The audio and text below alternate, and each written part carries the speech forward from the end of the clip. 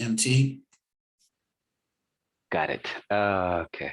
Um, well, to be honest with you, from the day when I started learning with your class, um, I've been developing this for a long time. And now I got everything that I needed to launch. That's where I am. So how do I do it is pretty much I got all the information all over my brain.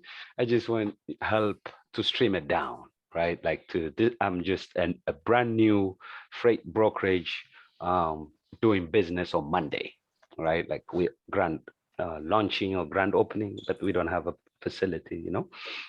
And so that's where I would like us to begin, Mr. Charles. Okay, so are you working out of your home or are you trying to get a brick and mortar? For now, from home, I just Okay. have the virtual office, but if needed, there is an office available. Just need a little budgeting and making a move decision. But I Well, would like to grow it from home and then move out.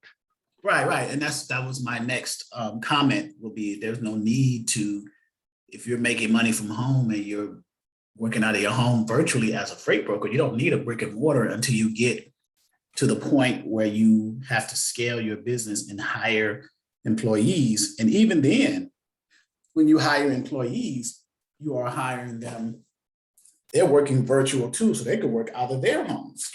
Yes. So keep your overhead low. So as far as launching your business, so do you have a broker license? Yes. Okay, what is your MC? I want to look you up.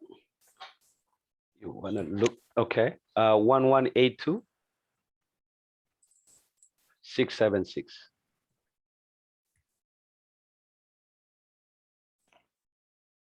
LILO Express Active Brokerage. So you applied for it on January 14th. Yes. And you let me get past this little security thing here.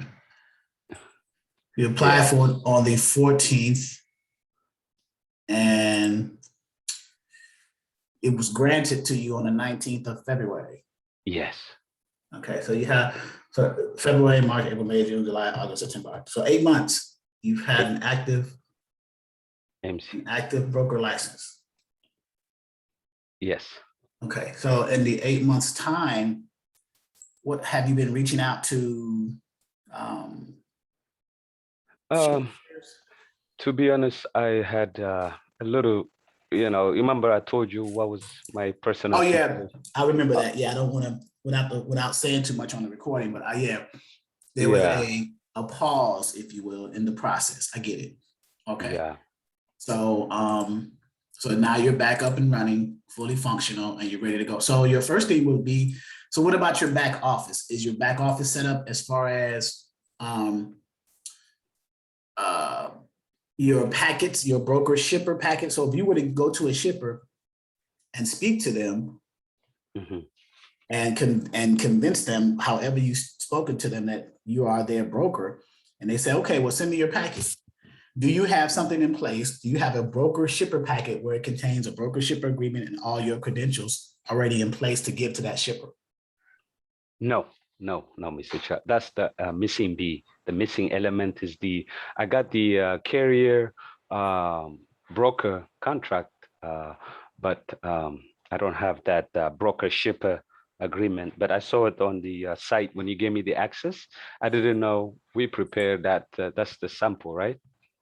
Yeah, that's just a sample to go by for you to prepare for your potential customer, the shipper. So this is the back office. So under module 1, where it got packet types, I'm assuming you went there. Yeah. And you saw the, so the shipper packet contains, you should have a company profile of your company, who you are, a broker shipper agreement, which is in PDF and Word format. This is just the actual full blown up version, so you can actually see it. But we have a downloadable PDF and Word version of it, right? So in your packet, it contains your company profile, number one, Okay. your broker shipper agreement, number two, your your authority or your broker license, number three, right? Because if you're giving this to a shipper, if I were a shipper, I need to see something. If I'm working with someone who says that they are a broker, I need to see the credentials qualifying them to be a broker. So what is that? That is your broker authority, your bond, your W-9, which is your bond is here, surety bond or trust fund. You have a surety bond, right? So your bond company did a BMC 84 with the so they filed that with FMCSA. I just put the two versions on so you'll know what they look like. And then your if you have extra insurance, like a certificate of insurance from either contingent cargo, errors and omissions, or whatever version that you want to have, general liability, in addition to your bond.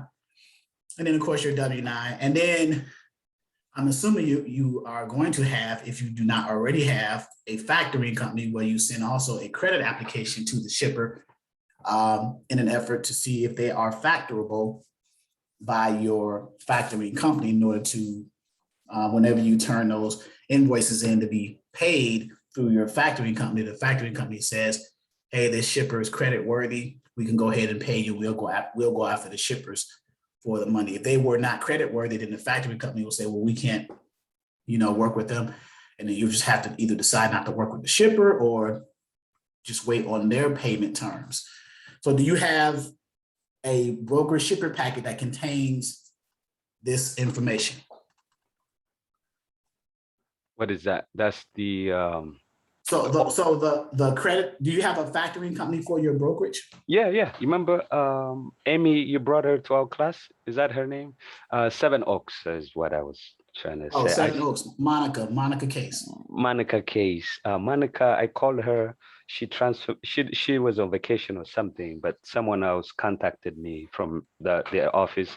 I applied today. The next morning it was approved.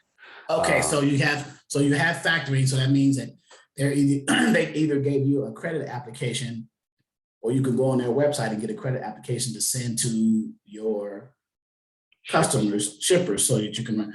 So your broker shipper packet contains your credentials as a broker, your bond, your authority, your broker license, a W-9, and a credit app and the actual broker shipper agreement to send to the shipper. So do you have that put together? Not that one, but I have the authority. I got the broker authority, the W-9, the COI, pretty much most of it. The only missing I had was the shipper broker agreement and in the credentials. So you would need to either follow our template or find one of your own.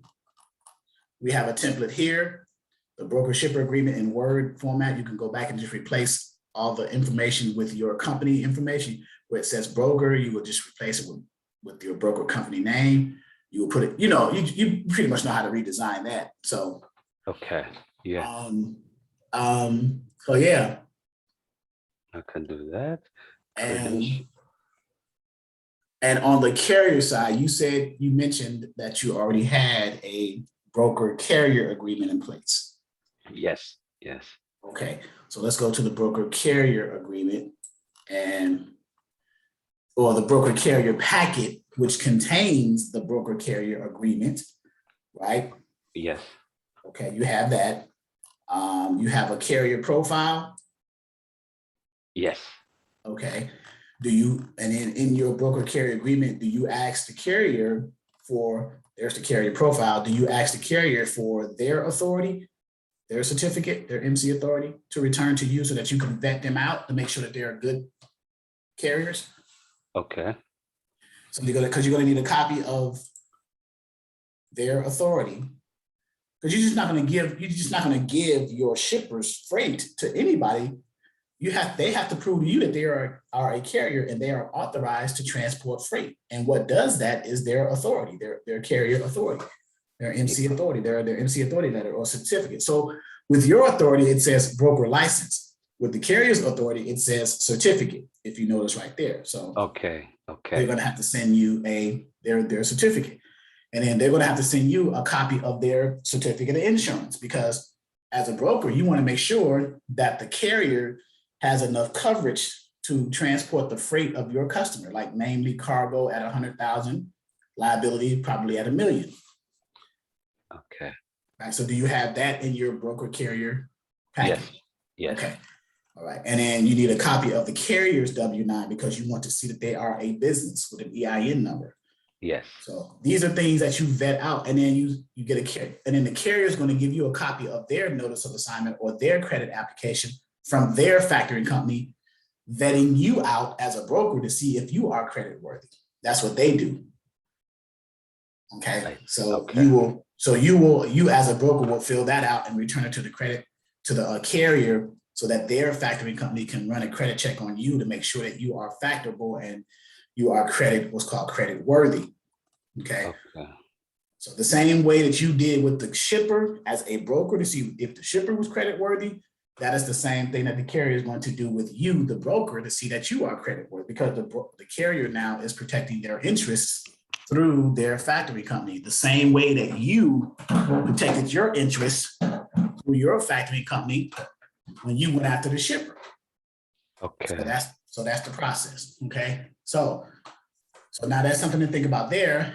Another thing to think about is, do you have, I'm sure you may or may not, but you probably don't need it now because you don't have a customer yet, but a TMS system, right? Transportation management software. I'm sure you're also thinking about load boards, right? For a broker type of load board, like DAT Power, Truck Stop Pro, so that you can start doing truck searches, posting loads of things like that once you get a shipper, right? I wouldn't consider getting the higher end type of load boards until you start getting shippers to kind of offset the cost of the subscriptions, because you're going to be paying for something without having a customer to offset that, without having income coming in to cover the expense of paying for the monthly subscription to the load boards. You follow what I'm saying? Yes. Okay. It just wouldn't make economic sense, right? Exactly. You'll just be losing money. But eventually you're going to need, I would get just a very minimal cheap version of a broker load board just to have, so when you do get a customer and then later on you can upgrade to the more featured version of that load board as you get a customer and as you move freight. So any questions you have for me? Yes, with the TMS and the load board, now I am pretty much almost on a final stage of API and EDI integration. So that's, if I were you, I would not do API and EDI integration yet. I would just do manual. Okay. I would take manual load tenders from a shipper and just import that data into my TMS system manually, because that's another cost that's involved. EDI and API integration, that's a cost involved. If you can do it, if you get one shipper and you can do it manually, because all you're doing is taking an accepted load tender that you signed once the shipper said, hey, they accepted your lane quote or you accepted their target rate for a specific load and you guys decided to work together. So the shipper said, hey, I'm gonna send you a load tender over the sign. Go ahead and sign it. Once you sign it, then we can get started on moving this load. So that's what that means. So as far as EDI and API integration, that's an added cost. Again, if you're trying to incur that expense without having a shipper first, you're putting the cart before the horse, right? Yes, you're not bringing in revenue in order to substantiate paying for that service. Okay. So I would kind of dumb it down a little bit, bring it back from the API and just get paper tenders from from the shippers, the load tenders. Okay. So that's just my thoughts on it. Now you could do what you like. Now that's your decision. But I'm just saying to kind of save money, especially the fact that you don't have a shipper yet, right? Yeah. Yeah. You're taking on costs that you may not be ready to incur, right? And I'm just trying to, yeah. So yeah, booking the loads, load tenders. So here's a load tender right here. So if you get a load tender from a shipper, for example of a load tender, a rate tender or a load tender, a quote form, the shipper wants you to quote something. They want you to do a lane quote. So you get the information about the lane, you quote it, and you go from there. So what else you got for me? That was my next question, but you got the load tender, what it looks like. I always wanted to see it, been looking for it. But yeah, under module 3, I'm going to update this, but a load tender, what it is, so once you have a conversation with the shipper, right? Of course, you're going to send the broker shipper packet to them. And at the same time, they're going to say either they're going to have a target rate that they want to sell that load for, and see if that will work with you as a broker, or they want you to quote the lane to see if you know what you're doing as far as quoting the lane and see if they can kind of undercut that, because they're trying to save money. If they can get their freight to their customer for a cheaper rate than what you're quoting to them, they'll go with the cheaper rate. But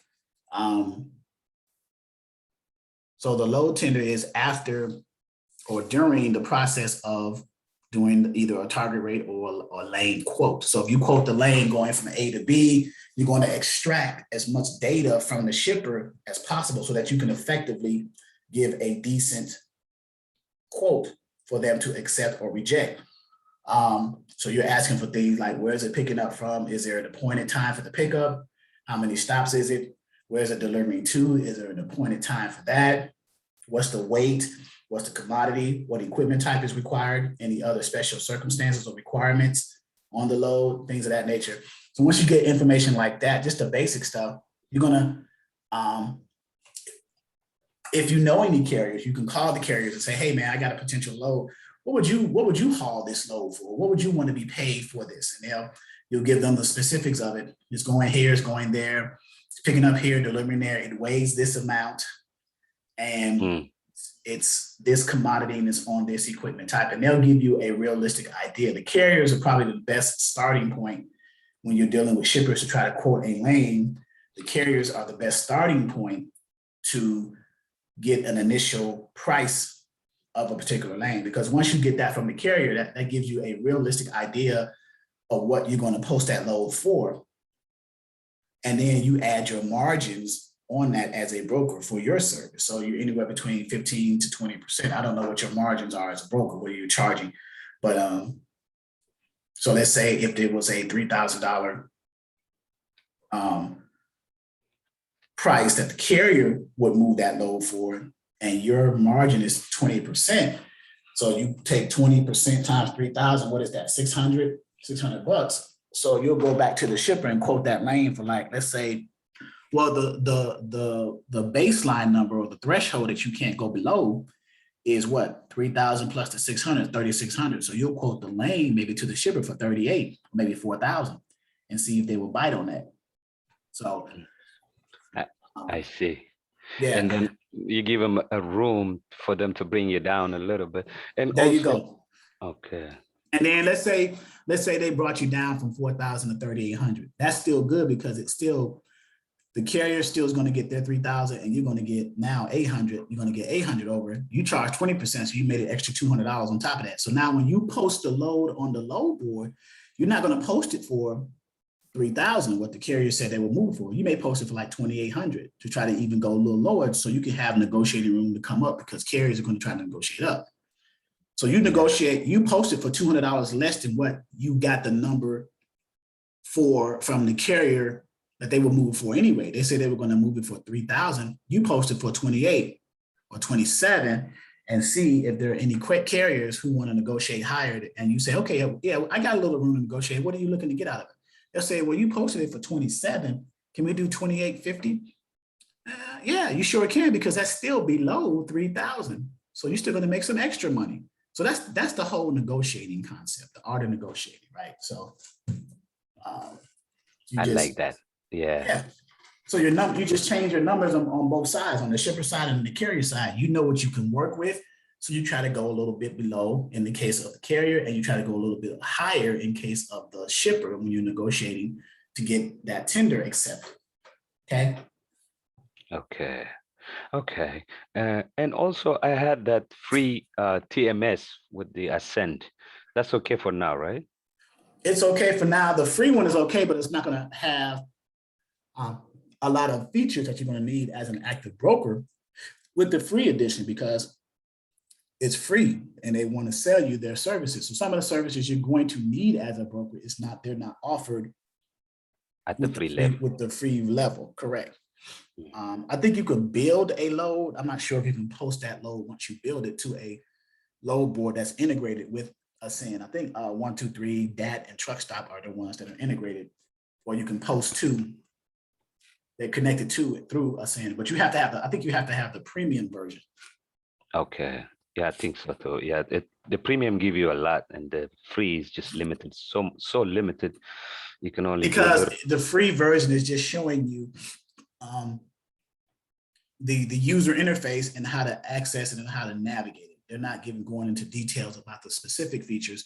It doesn't take you through the whole workflow of a TMS system. The free version does not. The premium one does.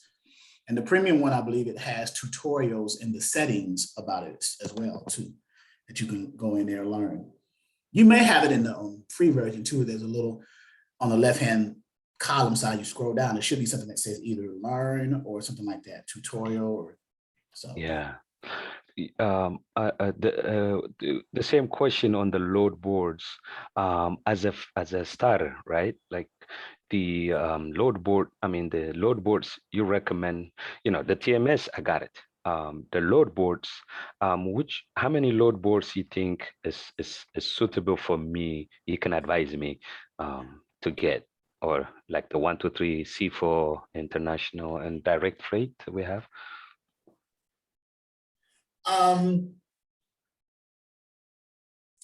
I recommend that you keep your expenses low as a new broker because you do not have any customers yet to generate income from.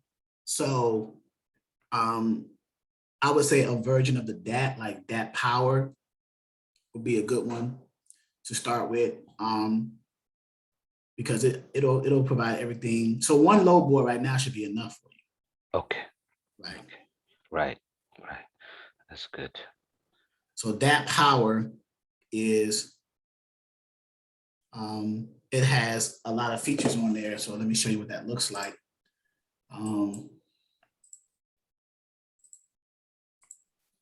This is DAT Power. I have the corporate login with the company that I'm working with. And it gives you the ability to post loads, search for trucks, post trucks, and search for loads. So it's a broker level login. So that's what you get. You have onboarding, you have an onboarding thing, you have a directory, you have rates, you have different, a toolbox that has other things in it, lane makers, that directory, all types of things on here. Okay. Market conditions, fuel tax pricing, compliance, quick rate search. Yeah. Right, quick rate search. Let's see the directory, the DAT directory. It should be the same as the DAT directory in Truckers Edge, and it is. So rates, you can look up rates, like a rate view. And I would have to log in to that one to upgrade it. Okay. But yeah, this is the load board that I'm using, the onboarding feature. I think there's an extra, yeah, I would have to log into that to do the onboarding portion of it. But and then the other features, market conditions, lane makers, trend lines, you can do tri-hauls and things like that. So yeah, I would recommend, or if you get a cheaper version of that is, so the top 3 load boards are 123, Truck Stop, used to be called Internet Truck Stop, and then DAT, the version of DAT. There's several versions of DAT. Yeah.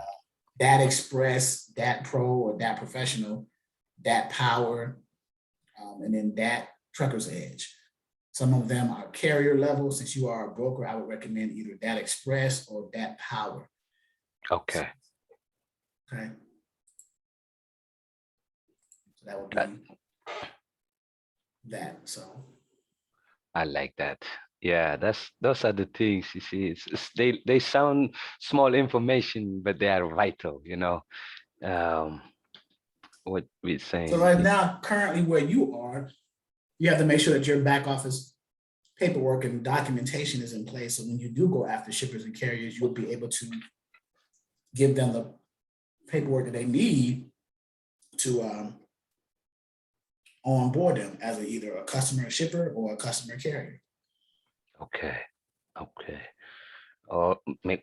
That's what I'm gonna do all day today. To hopefully tonight I'm joining you for the class as well.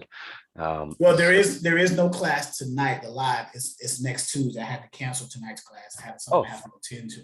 No problem. I didn't know, but I saw it today. I'm coming back to my like I said, coming back to full force, and this thing is getting me excited now. I lost that, I lost my pilot, but now it's catching on.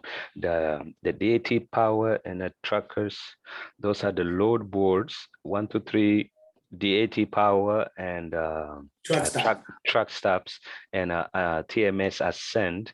I think one by one, maybe on a module I might add. I don't know which. Well, Ascend is one type of TMS system. You have load pilot, load manager, E-Access, Algex, E-Freight Solutions. There are several. Dat has a broker TMS system. So you can have a TMS system integrated into your load board of DAT. You can talk to the person at the representative at DAT to say, hey, I'm a broker. I want a broker level version of the load board. And if you have TMS integration with that, I can connect my loads from my shippers and post them on my load boards all in one centralized software. Yeah, they can do that as well. Mm-hmm.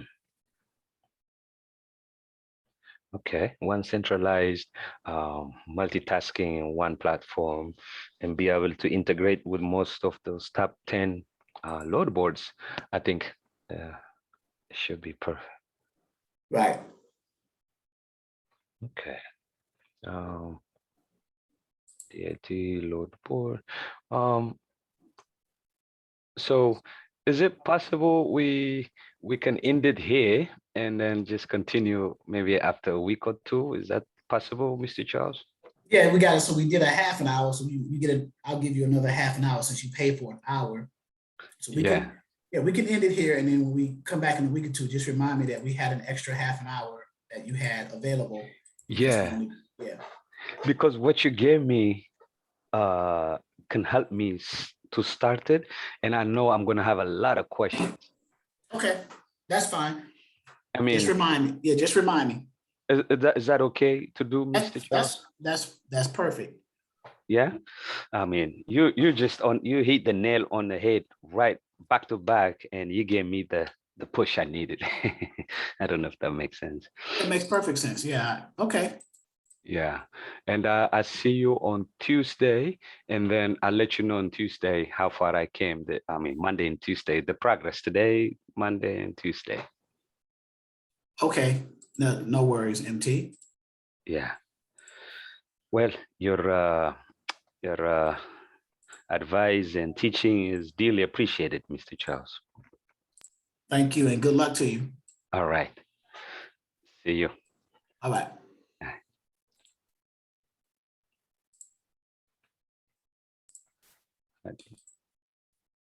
All right, guys, this is Charles with the Exodus Logistics Learning Centers, which features the Freight Broker 101 training for beginners. I had a Zoom consultation. It was an hour Zoom consultation with LILO Express Incorporated, MT. He's one of our students. He's formed his brokerage, and he paid for an hour Zoom, but we did half an hour. We'll do another half an hour at 2 weeks' time because the information that I gave to him, he wants to take that, apply it, and then go from there. So, and we will see where he stands at that point. So, yeah. So we do Zoom, we do phone and Zoom calls, 30 and 60 minutes on the phone and 30 and 60 minutes on the Zoom, different price points under our consultations page, under our ELLC services on the website. Right here, I'm sharing my screen. So under consultation, so we can do it on the dispatcher side and on the freight broker side. Today was on the freight broker side. So you will select, you will click, whichever one is blue, that's the one you do. So you click that one and it changes to the freight broker. Just notice that if you click the blue for that dispatcher, it'll change to the dispatcher side. So we had this is our freight broker consultation. So we answered his questions. I was asking him about his back office infrastructure, what he has set up for his packet types for his customers, his shippers, what's included in the packet for the shippers, what's included in the packet for the carriers, TMS systems, load boards, even prior to him going after his first customers. I also mentioned to him to keep his overhead low because you don't have a customer to produce revenue to offset the cost of those monthly subscriptions. You may want to consider getting the cheapest ones first. And then once you start generating revenue, you can always upgrade to those high-end load boards if you are a person in that place financially. If you can afford the better load boards, then by all means, invest in those. That would be perfect. But if you cannot, then that's a consideration to go with the lower end versions of the TMS systems, the lower end versions of the load boards, keep your overhead and your expenses minimal, and go from there. So if anyone that you know or yourself is interested in learning about either the dispatching portion of transportation industry or becoming a freight broker, consider us. America's #1 dispatcher and freight broker training, ELLC, Exodus Logistics Learning Center, www.exodusdispatchingandtraining.com. I will have the details of this video and it will be public on the YouTube channel, Facebook channels, all the platforms, so you guys can see it and get in contact with us with the phone numbers and the emails and the website. Okay, guys, enjoy your weekend and I will see you on the other side.